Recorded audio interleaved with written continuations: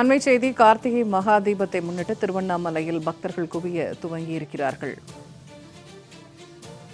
இன்று மாலை மலை உச்சியில் மகா தீபம் ஏற்றப்பட இருக்கிறது. இதனைத் தொடர்ந்து பக்தர்கள் வருகை அதிகரித்திருக்கிறது.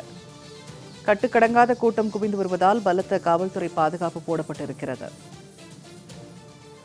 இது தொடர்பான கூடுதல் தகவல்களை திருவண்ணாமலையிலிருந்து வழங்குகிறார் செய்தியாளர் விஜயகுமார். விஜயகுமார், இப்ப திருவண்ணாமலை தீபத்தை காண பக்தர்கள் குவிந்து வருகிறார்கள். பாதுகாப்பு ஏற்பாடுகள் எப்படி செய்யப்படுகிறது? என்னென்ன சிறப்பு பூஜைகள் என்று நடைபெற இருக்கிறது?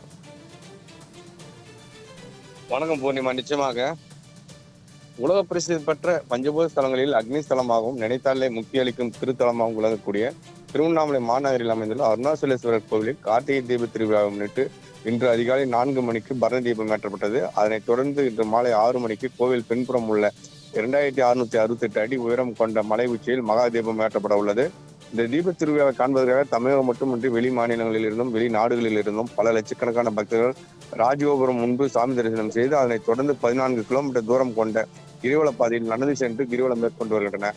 அருணாச்சலேஸ்வரர் கோவிலில் கார்த்திகை தீப திருவிழா கடந்த 24ஆம் தேதி அண்ணாமலையார் சன்னதி முன்பு தங்கக்கொடி மரத்தில் கொடியாட்டத்துடன் தொடங்கியது. தொடர்ந்து அன்று முதல் காலையில் விநாயகர் சந்திரசேகரம், மாலையில் விநாயகர், முருகர், அண்ணாமலையாருடன் ஆகிய உண்ணாமலை அம்மன், பராசக்தி அம்மன் ஆகிய பஞ்சமூர்த்திகளும் ஒவ்வொரு நாளும் ஒவ்வொரு வாகனத்தில் எழுந்திரு திருக்கோவிலின் 4 மாட வீதிகளை சுற்றி வந்து பக்தர்களுக்கு அருள் பாலித்தனர்.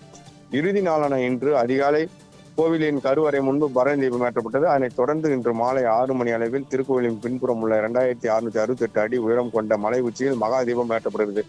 இந்நிலையில் திருக்கார்த்திகை தீப திருவிழாவுக்காக தயார் நிலையில் உள்ள அண்ணாமலையார் கோவிலில் சிவன் உருவம், நந்தி, சூலம், சிவசிவநாமம் உள்ளிட்ட உருவங்களை வண்ண வண்ண மலர்களால் அலங்கரிக்கப்பட்டு ரம்மியமாக காட்சியளிக்கிறது. திருக்கோவில் வளாகம், அண்ணாமலையார் சன்னதி, உண்ணாமலை அம்மன் கொடிமரம், பலிபீடம் உள்ளிட்ட பல்வேறு இடங்களில் பல்வேறு வகையான மலர்களால் அலங்கரிக்கப்பட்டுள்ளது.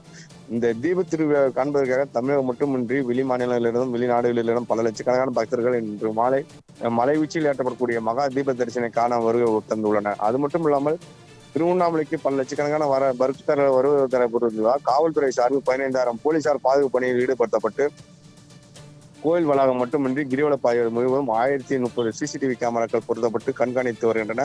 26 இடங்களில் உயர் கோபுரம் அமைத்து காவலர்களை பாதுகாப்பு பணியில் ஈடுபடுத்தப்பட்டு வருகின்றனர். பூர்ணிமா, தகவல்களை வழங்கியமைக்கு நன்றி விஜயகுமார்.